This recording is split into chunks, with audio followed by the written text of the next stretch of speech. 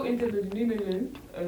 bienvenue ci seen beneen numéro waxtaan wi tey nag ñuy invité Yves ci plateau bi pour waxtaanee li nga xamante ni problème la bu ñuy yitteel ñun ñëpp en tant que ndaw ci Sénégal muy mbirum utum liggéey ndaxte kat seetlu nañ ni utum liggéey ci boppam dafa métti trop Yves ci Sénégal. ñu bàyyi nga présenté wax ñu loolu lan nga jàpp ni moo ko waral.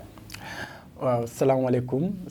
ñëpp ñu seetaan si Warkha TV donc di remercier si invitation bi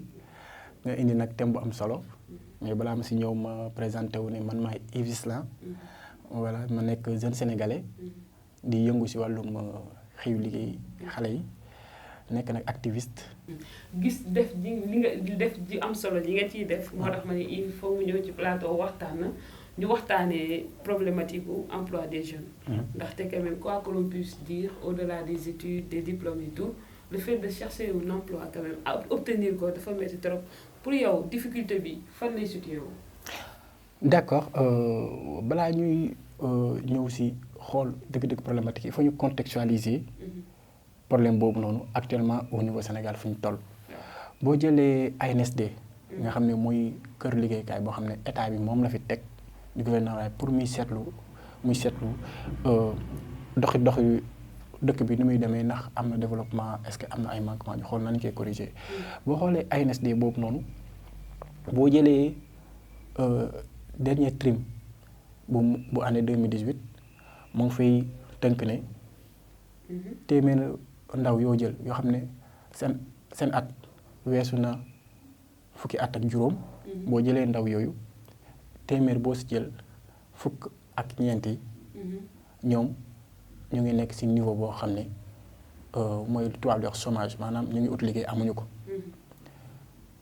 boo jëlee si ndaw ñooñu boo jëlee góor ñi boo ko pàcc lay jël ko si góor ñi mu ngi nekk si téeméer boo jël fukk ak juróom-benn ñoom tamit si ñu ngi si situation boobu boo jëlee si wàllum jigéen ñi aussi da ngay gis ne fukki ak ñeenti je pense très bien si je ne me trompe pas ñu ngi ci difficulté boobu noonu maanaam ci zone yi nga xam ne ñu ngi ci taax bi ak ci zone rurale bi ak fii nii nga xam ne mooy ville bi voilà situation bi bu nga ko xoolee noonu parmi les zone rurale ak zone urbaine noonu nañu ko pàccalee nga ñi nekk ci zone bi ñu ngi nekk ci 16% ak ñi nga xam ne ñu ngi ci niveau ville bi ñu ngi ci 14% nga xool ne situation boobu dafa xaw a compliqué trop ci dëkk bi ci wàllum données mais léegi boo ñëwaatee nga xool situation bi da ngay xam ne problème bi am na ay responsabilités yu bëri état bi am na ci responsabilité enseignants yi am na ci responsabilité société bi de manière générale am na ci responsabilité parents yi am nañ ci responsabilité journalistes yi nga xam ne ñoo war a yëngu ci question yooyu tamit am nañ ci responsabilité comme boog mënuñu wax carrément ne problème bi fii la féetewoo affaire bi daal ab tënk la boo xam ne mu ngi taxaw ñëpp war a jàpp xëcc. vrai chemin de croix la parce que dafa difficile si tu n'es pas politique et que kii woo am na financement yu bëri yoo xam te ne nii doo ci mën a accéder donc même ñu ñëwaat encore ci ni état tegee loi bi teg na ay choix nangam mais concrétisation boobu ba tax ci njëppaandaw ga xale ba mën ci am liggéey vraiment. ça ne marche pas. loolu est-ce que du doon benn loolu xam nga peut-être sa point de vue la. waaw sama point de vue la. dëgg la mais man gisoo ma ko noonu. parce que Sénégal le plus souvent dañuy wax ne fii branlon moo lay yëkkati. parce que bu ma déggee ngay wax rek côté branlon boobu la c'est-à-dire boo bokkulee ci parti politique bi wala boo nekkulee lii man je suis apolitique. je gère pas les questions politiques. voilà man je suis comme noonu la wax ñun tout ce qui est société civile tout ce qui est développement ñun ci loolu la ñuy dox. intérêt supérieur de la jeunesse sénégalaise ñun ci loolu la ñuy dox. kenn xamuñu ci affaire ay dox suyu ñàkk fayda mais léegi man lu may wax foofu mooy mécanisme yi taxaw na yow demal rek nga déposé politique moo fay gérer politique gérer fa yow defar yow sa wargar ba suba wax bu jotee nga mën a ñëw mais yow demaanoo nga toog gars yi wax rek nga ne hii saa waay fii de du ma fi dem parce que fii de affaire politique la mais demal nga xool lan nga fay jëlee léegi bu demee nag affaire politique ma fa am suba bu gars yi di wax nga mun a taxaw joxe nga ne man de sama kayit yaa ngi nii déposé naa waaye de affaire politique laa fa gis mais demaanoo pare di kaas Sénégal dafa bëri kaas benn problème boobu la beneen bi mooy yeneen structures yi xam ne état bi teg na comme entrepreneuriat ak kii auto emploi mais tey état bi rek ne ko fi am na ay organisation ay incubateurs yi fi nekk nga xam ne jeunes yi xam ne bëgg nañu def yëngu ci affaire yooyu noonu bëgguma lim seen tour pour def ay promotion mais boo demee si jumtukaay kii yooyu structure yooyu noonu dañ lay accueillir préparer la former la teg la ay yoon yu leer nga xam ne mun nga pare nga dem def sa auto emploi créer sa entreprise bopp def entrepreneuriat leneen li mooy jeune bi pour nga def auto entrepreneuriat il faut mu doon loo xam ne benn vocation la da nga koy bëgg en plus nga bul yàkkamti du loo xam ne du lu nga yàkkamti en plus nga commencé tey nga ne damay commencé def auto entrepreneuriat def sama café Touba di commencé jaay si bopp koñ bi problème bu am kër ga nga ne yaa koy gérer si sa weccit boo xam ne moom ngay am bénéfice mais loolu du dox PAM yi aussi il faut uti ñu comprendre jeunes yi si loolu nga bañ a teg jeune bi loo xam ne antenne ko parce que bu bëggee def entrepreneuriat nga bëgg ko teg yenn charge yi après da ko antenne mooy tax booy bi dem ngay jeune bu dem ba si yàgg entreprendre après du mat sa 1 an nga gis affaire bi daanu mu commencé décourager commencé à reprendre à zéro mu ne damay jël gaal yi alors que loolu yëpp si ay pratiques yoo xam ne il faut famille yëpp ñuy identité suñuy biir parce que Sénégal dëkk jàmm la tu vois te dëkk teranga la donc il faut famille yi ku la gën a jege ñëpp ñuy toog di waxtaan suñuy biir mu am ay masse xam nga tey boo demee Cambérène man loolu moo tax ma naw waa Cambérène dafa am ay masse génération par génération ku nekk dafa am nu ñu ëmbee famille bi ku nekk xale yi di waxtaan seen biir ku nekk jox cër sa morom di déglu mag ji di la jox xam-xam ngay nangu di appliquer suba boo defee erreur mag ji ne la non ñi nga xam ne en fait yooyu noonu moo war a law nga xam ne xale yi déglu mag ji nangoo yedd xale yi nangoo aussi uuf xale yi mu bañ a am soxorante mu bañ a am conflit de génération parce que bu amee rek yooyu mooy nar a indi conflit nga xam ne xale yu bëri bëgg nañu am liggéey nag car macha allah mais tamit difficulté yi moo ci am xale yi xamuñu fan la jëlee information te information bu baax bi aussi du yegsi si jeunes yi. pour yow loolu lan la ñu war a mën a def maintenant pour jàppale ndaw yooyu pour ñu mën a accéder si les bonnes informations mais également faire de sorte que lépp luy dispositif bu état teg wala secteur privé bi dinañ ci mën a bénéficier wu ba am ci liggéey bi ñuy wër. état bi moom institution la. te teg na ay jumtukaay yoo xam ne ak ay organes yoo xam ne ñoom ñoo war a def liggéey boobu noonu. de faire passer l'information la bonne information sur la question de l'employabilité c'est-à-dire su ma waxee question de l'employabilité mooy offre d'emploi ak opportunité c'est-à-dire c'est les opportunités en tant que telles parce que jeune bi nga xam ne moom moo nekk université ak jeune de manière générale les entre parenthèses chômeurs ñetti problème la ñu am gis nga jeunes Sénégalais le plus souvent ñetti problème la ñu am boo leen laajee la mooy seen problème kenn ki bu la waxulee man bourse laay wër wala ñu ne la man stage laay wër wala ñu ne man emploi laay wër ñett yooyu lay wax jeune boo fi gis bu tourné boo ko waxee saa waay man de bourse laay wër man de stage laay wër man de emploi laay wër mais nag ñooñu kan moo ko war a joxe institution yi état yi teg la yoo xam ne ñoom ñoo war a joxe information bi ñëpp xam ne leen ñoom ñoo war a joxe information bi mais nag ñoom boo xoolee ñoom seen façon bu ñuy doxalee da ngay gis ne ñoom seen méthodologie wala seen approche méngoowul ak jeunes yi nu ñuy doxalee dongoowul parce que non genre jeunes yi ñoom dañoo avancé jeunes yi ils sont presque sur les réseaux sociaux mais dugal ñoom seen page institution yooyu noonu yow nga xool yan offre la ñuy joxe foofu noonu ma jël programme par exemple ma jël damay jël exemple rek programme boo xam ne état yi moo ko tegoon di recruter pour le programme Palayer 2 mais lan la si organes yooyu def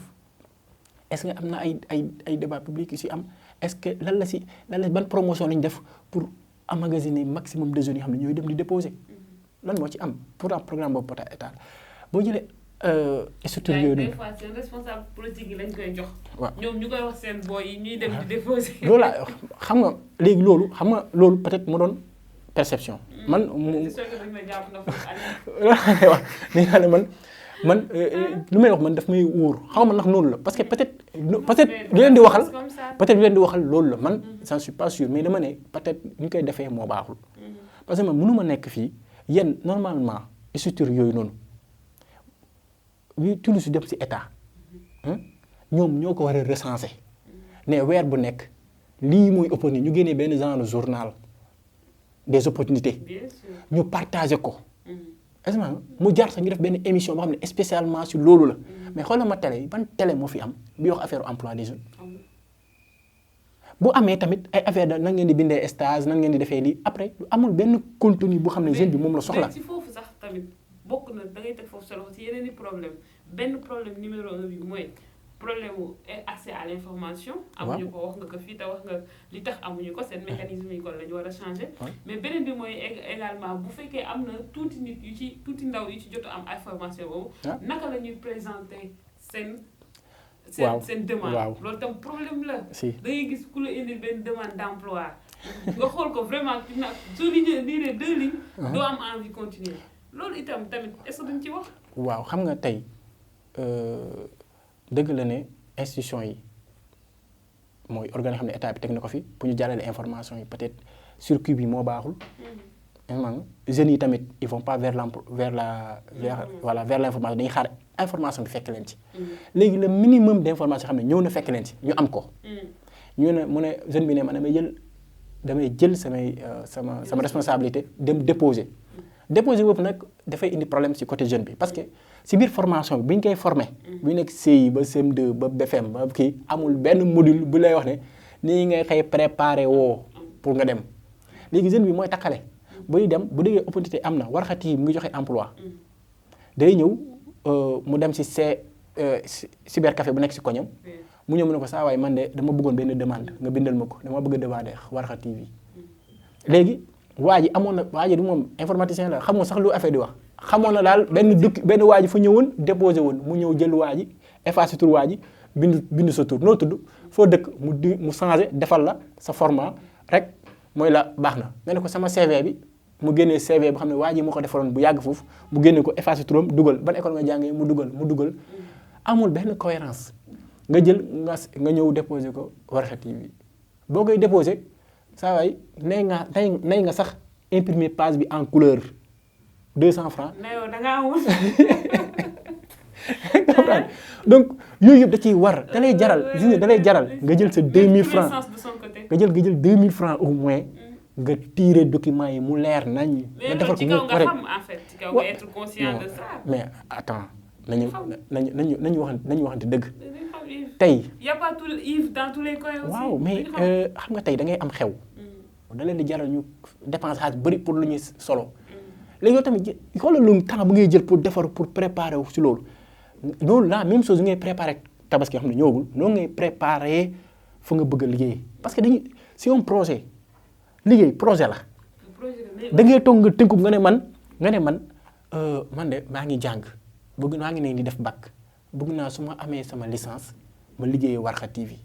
mais nan laay def ba liggéey Warkha TV mais déjà par nga ko war a commencer ngay commencer di dox ci loolu ngay dugg ci page Warkha TV di xam la ñuy wax lu ñuy def nga xam seen philosophie nga xam seen vision nga am seen valeur yooyu noonu da nga koy préparer.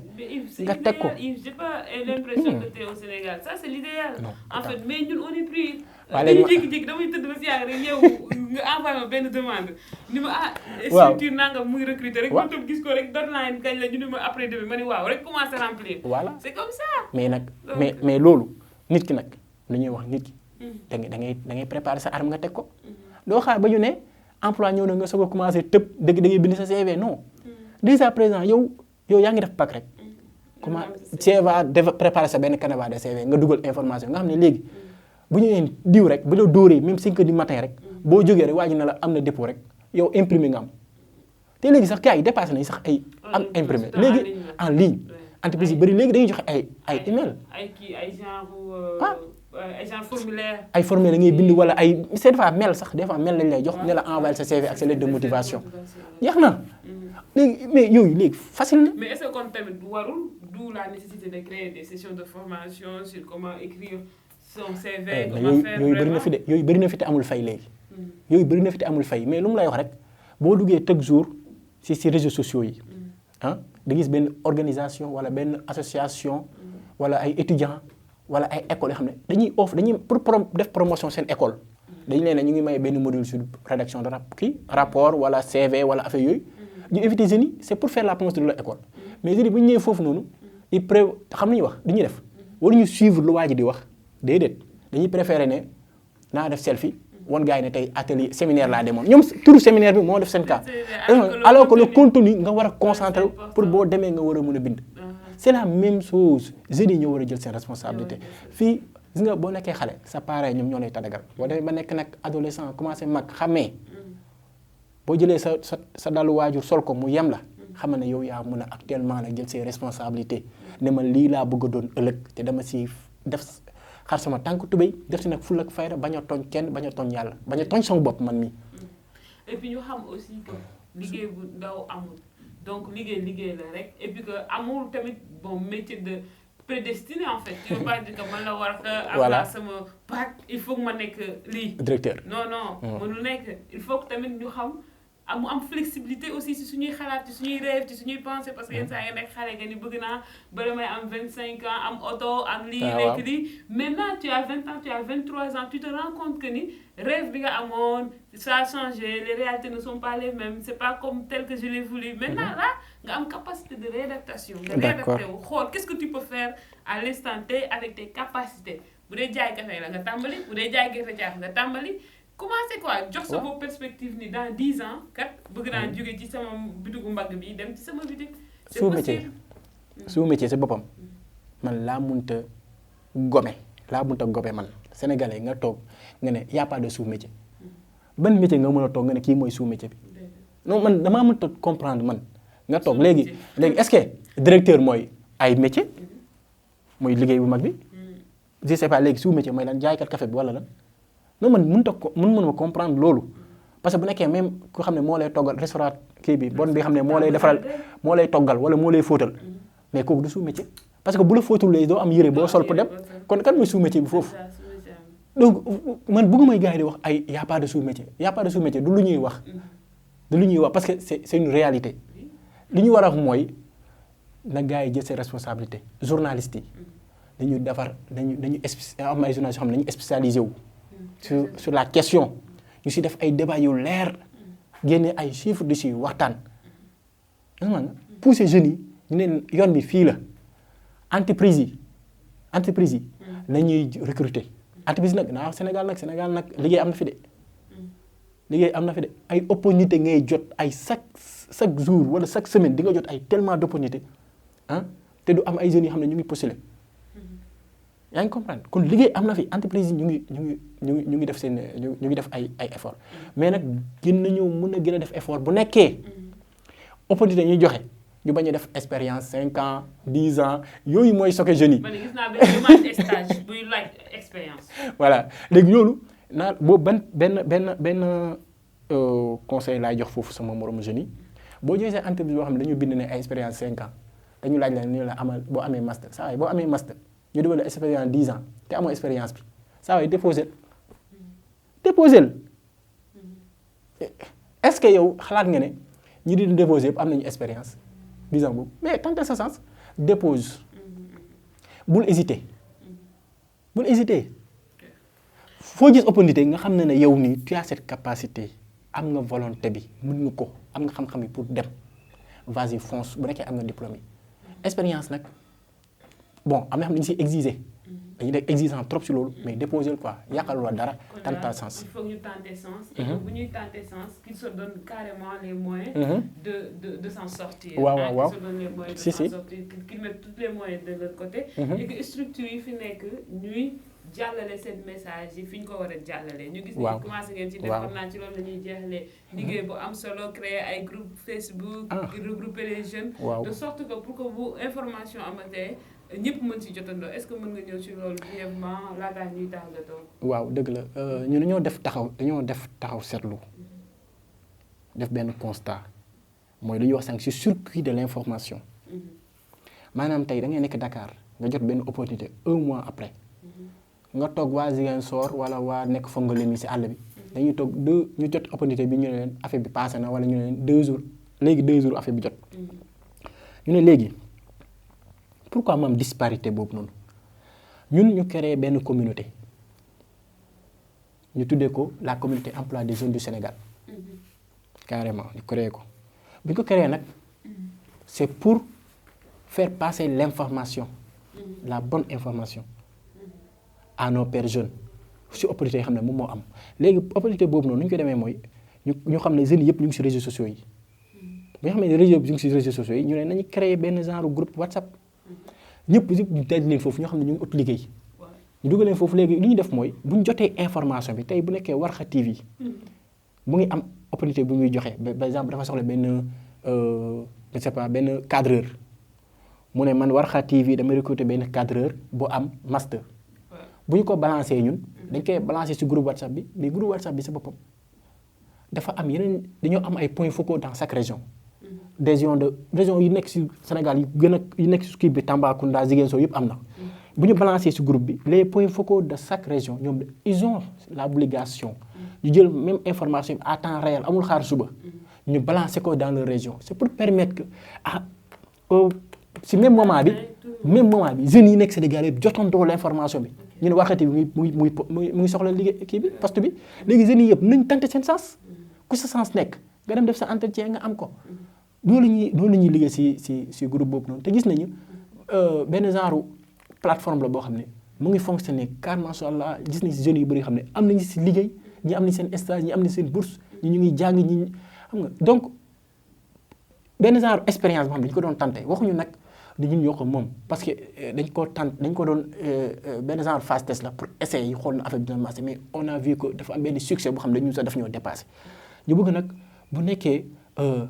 état bi intéressé na si loolu naka ñëw jël